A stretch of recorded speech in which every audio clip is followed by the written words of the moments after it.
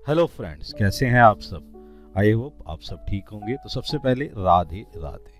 आज हम फिर तैयार हैं इंट्राडे एंड डिलीवरी के कुछ शेयर लेके, फ्यूचर एंड ऑप्शंस के कुछ शेयर लेके। देखते हैं कि किस तरीके से हमारे पास जो है ये किस तरीके से वर्कआउट कर रहा है। मार्केट की गिरावट के बाद अपने पोजीशंस को बनाते रहना। मार्केट थोड़ा सा आज भी कमज़ोर की पोजीशन पे दिखाई दे रहा है, उस पर अपनी नज़र बना के चलें। तो इंट्राडे एंड डिलीवरी के कुछ शेयर लेके हम तैयार हैं। देखते हैं कि किस तरीके से हो रहा है काम और कैसे अपनी सावधानी से वर्कआउट करें और कैसे अपनी पोजीशंस को लेके चलें। तो यहाँ पे हम इंट्राडे एंड डिलीवरी के कुछ शेयर्स लेके चल रहे हैं। तो सबसे पहले हम देखते हैं कि हमारे पास जो शेयर है वो किसका है। तो हमारे पास जो शेयर आ रहा है, सबसे पहले बेटा ये शेयर है हमारे पास है सीगेल का। यहाँ पर मैं जो आपको बताने की कोशिश करूँ तो मेरे पास जो शेयर है वो किसका है, सीगेल इंडिया का। तो यहाँ पर ये हमारे पास शेयर आ गया है और इसकी पोजीशंस जो है उस पर देख लेते हैं किस तरीके से वर्कआउट कर रहा है, कैसे ये पोजीशंस को लेते हुए जा रहा है और कैसे यहाँ पर जो पोजीशन है वो किस तरीके से वर्कआउट होती हुई चल रही है। तो पोजीशंस को बढ़ाते हुए अपने वर्कआउट को देखते हुए तो इस शेयर के अंदर हम दो तीन चीज़ें देखने की कोशिश करते हैं। तो यहाँ पर जो हमारे पास शेयर है उस शेयर के अंदर क्या है कि मैं बताना चाहूँगा जो इसका प्राइस है वो प्राइस क्या चल रहा है। इसका प्राइस है 317 रुपये और यहाँ पर जो इस प्राइस के है उसके बिहाफ पर यहाँ पोजीशन क्या है। यहाँ पर अगर मैं टेक्निकली चार्ट देखने की कोशिश कर रहा हूँ इस शेयर्स के अंदर तो यहाँ पर जो पोजीशन है वो क्या है, एक डाउन ट्रेंड पोजीशंस में चल रहा है। लेकिन जिस तरीके से वर्कआउट होता हुआ नज़र आ रहा है, जिस तरीके से पोजीशंस नज़र आ रही है वो पोजीशन जो है बेटर पोजीशंस में नज़र आ रही है। यहाँ पर जो वर्कआउट है 13 EMI के ऊपर है, वॉल्यूम थोड़ा सा कमज़ोर है लेकिन यहाँ पर क्या है कि इंडिकेटर भी थोड़ा सा क्या है कमज़ोर पोजीशंस पे हमें नज़र आ रहे हैं और जो साफ साफ इंडिकेशंस दे रहे हैं कि यहाँ वर्कआउट उस तरीके से चलता हुआ नज़र आ रहा है। इस शेयर में जो मैं टारगेट लेके चल रहा हूँ, ये टारगेट क्या है कि मैं पहले बता दूँ, क्योंकि यहाँ टारगेट क्यों लिया जा रहा हूँ, क्योंकि यहाँ पर ना एक प्रोजेक्ट इसको मिल गया है और ये प्रोजेक्ट बहुत ही अच्छा मिला है इस शेयर को। और यहाँ पर जो शेयर का प्रोजेक्ट है वो जा रहा है 923 करोड़ का प्रोजेक्ट है। और जिस तरीके से इसको L1 बीडर मिला है, जो LL बीडर मिला है उससे क्या है इसकी पोजीशन जो है बढ़ती हुई नज़र आ रही है। पंजाब के अंदर ये 6 लाइन का जो प्रोजेक्ट है उस पर पोजीशन बनती हुई आ रही है जो टेक्निकली चार्ट के सपोर्ट में निकलता हुआ ना रहा है। और इसलिए यहाँ पर मैं जो टारगेट ले रहा हूँ वो टारगेट रहेगा 323 का और जो हमारे पास स्टॉप लॉस रहेगा वो रहेगा 313 का। इस पे आप एक नज़र बना के चल सकते हैं, अपनी पोजीशंस लेके चल सकते हैं, बेनिफिट ले सकते हैं। तो नेक्स्ट अगर हम देखने की कोशिश करें कि हमारे पास जो चीज़ें आ रही हैं तो वो कौन सी हैं, उसके ऊपर वर्कआउट कर लेते हैं, पोजीशंस देख लेते हैं। तो हमारे पास नेक्स्ट है, नेक्स्ट शेयर जो है हमारे पास आ रहा है DAM कैपिटल का। DAM कैपिटल पे एक नज़र बना के देखते हैं कि किस तरीके से पोजीशंस बनती हुई नज़र आ रही है। तो वहाँ पर जो पोजीशंस हैं उसको समझने की कोशिश करते हैं कि किस तरीके से पोजीशंस हैं और कैसे ये वर्कआउट हो रहा है। तो यहाँ पर मैं आपको बता दूँ जो हमारा शेयर है वो है DAM कैपिटल।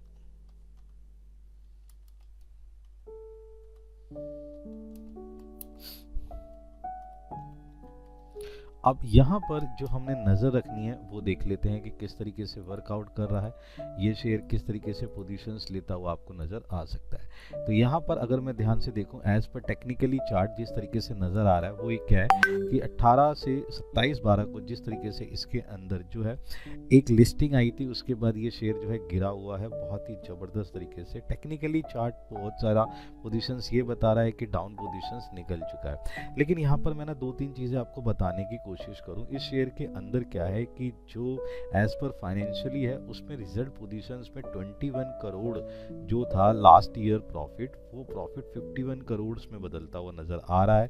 जिसके हिसाब से रेशो जो है कंपोजिट रेशोज़ में जिस तरीके के चेंजेस आया, बाकी रेशोज़ में जिस तरीके के चेंजेस आया, उसमें कैश फ्लो में जिस तरीके से उछाल आया वहाँ पोजीशंस बढ़ती हुई नज़र आ रही है। इसलिए यहाँ पर जो हम टारगेट लेने की कोशिश करेंगे, पहले हमारा जो प्राइस है वो प्राइस है 279 का और जो हम यहाँ टारगेट लेने की कोशिश कर रहे हैं, टारगेट पे ध्यान दीजिए 300 का टारगेट यहाँ पे अचीव होता हुआ नज़र आ सकता है। तो 300 हमारा टारगेट हो सकता है। स्टॉप लॉस जो हम लेके चल रहे हैं वो लेके चल रहे हैं 275 का हमारे पास स्टॉप लॉस रहेगा, यहाँ यहाँ पर भी आप एक बेनिफिट लेके चल सकते हैं और इसका फ़ायदा उठा सकते हैं।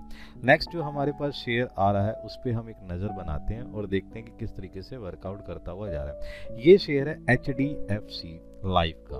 तो यहाँ पर पोजीशंस हम देखते हैं कि किस तरीके से वर्कआउट हो रहा है और कैसे पोजीशंस बनती हुई नज़र आ सकती है। तो यहाँ पर हमारे पास जो शेयर आया है वो शेयर कौन सा है उस पर पोजीशंस बना लेते हैं। तो यहाँ पर हमारे पास आ रहा है HDFC लाइफ का, और यहाँ पर पोजीशंस को देखने की कोशिश करें तो हमारे पास जो पोजीशंस आ रही है वो कैसे वर्कआउट कर रही है उसको नज़र बनाते हैं। तो देखें तो ध्यान से जो बिजनेस है वो किस तरीके से वर्कआउट कर रहा है, कैसे पोजीशंस लेके चल रहा है उस पर एक नज़र बनाते हैं। यहाँ पर सबसे पहले क्या है कि एक गैप अप जो निकला था 16/1 को, उसके बाद एक डाउन पोजीशंस आ चुका है।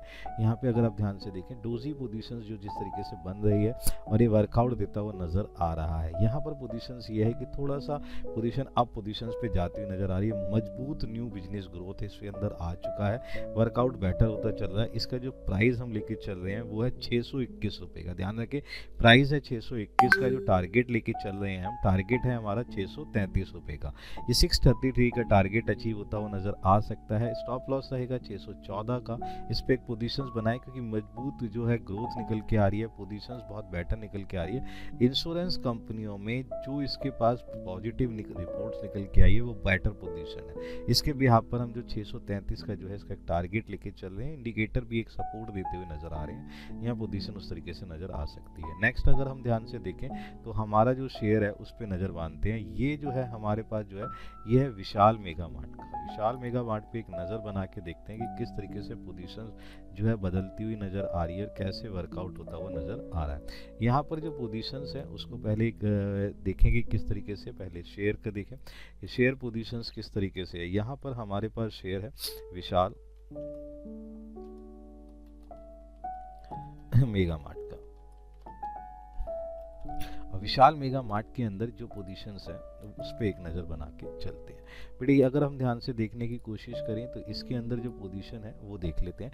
ये जो है शेयर बेटा 18 तारीख को जो है लिस्टेड हुआ था, 18/12/2024 पिछले साल की बात है। एक अच्छा अप पोजीशंस लेते हुए गैप अप के साथ ही उसी दिन उसने 113 का टच लेते हुए पोजीशन लिया, लेकिन एक डाउन पोजीशंस के बाद अभी इसके अंदर एक क्या है एक डाउन पोजीशंस आ रखी है। करेक्शन इसकी पोजीशन जिस तरीके से निकलते आ रही है वहाँ पोजीशन जो है बदलती हुई नज़र आ रही है। यहाँ मैं आपको एक 2-3 बातें बताने की कोशिश करूँ। जिस तरीके से इसकी जो सेल रिवेन्यू बढ़ के आया है वो बहुत ही बेटर पोजीशंस आया है। टेक्निकली चार्ट बहुत ज़्यादा कमज़ोर, इंडिकेटर पोजीशंस बहुत ज़्यादा कमज़ोर, वॉल्यूम लेवल बहुत ज़्यादा कमज़ोर, बट जो जिस तरीके से सेल वैल्यू और कैश के अंदर जो बदलाव और बैलेंस शीट की पोजीशन जो निकल के आ रही है बहुत ही अच्छी पोजीशंस को देते हुए नज़र आ रहे हैं। यहाँ पर जो प्राइस है वो प्राइस क्या है 102 रुपये का प्राइस लेके चल रहे हैं, और जो हमारा टारगेट है वो टारगेट है बेटा 115 का टारगेट है जो अचीव होते हुए आसानी से नज़र आ सकता है। पोजीशन दिखती हुई नज़र आ सकती है।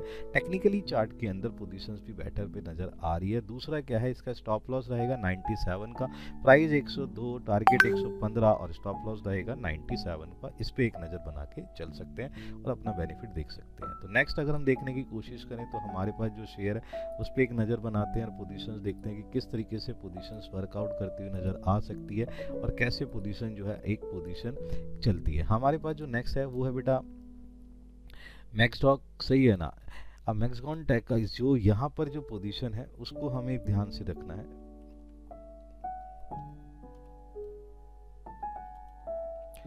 ध्यान से देखते हैं।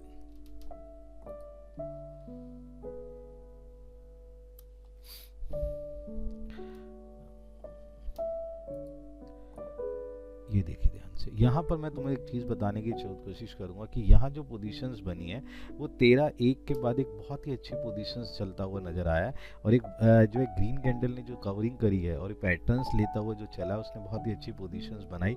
लेकिन जो अगर ध्यान से देखें 21/1 को इसके अंदर एक गिरावट नज़र आई, पोजीशन जो है एक डाउन पोजीशंस पे दिखती हुई नज़र आई। यहाँ पर जिस तरीके से डार्क क्लाउड पैटर्न बना उस डार्क क्लाउड पैटर्न ने बहुत अच्छे से वर्कआउट करने की कोशिश करी, लेकिन रिकवरी उसी तरीके से पोजीशन आई 13 EMI के ऊपर ऊपर पोजीशन टेक्निकली चार्ट के अंदर RSI और जो स्टोकास्टिक है वो भी एक अच्छे वर्कआउट करते जा रहे हैं। बजट से पहले इसके ऊपर जिस तरीके से मुझे लग रहा है कि डिफेंस में काम होता हुआ नजर आ सकता है, 1900 करोड़ का जो ऑर्डर तो मिला हुआ है रक्षा मंत्रालय से, हो सकता है और पोजीशन है जिससे कैश की पोजीशन बढ़ती हुई नजर आ रही है।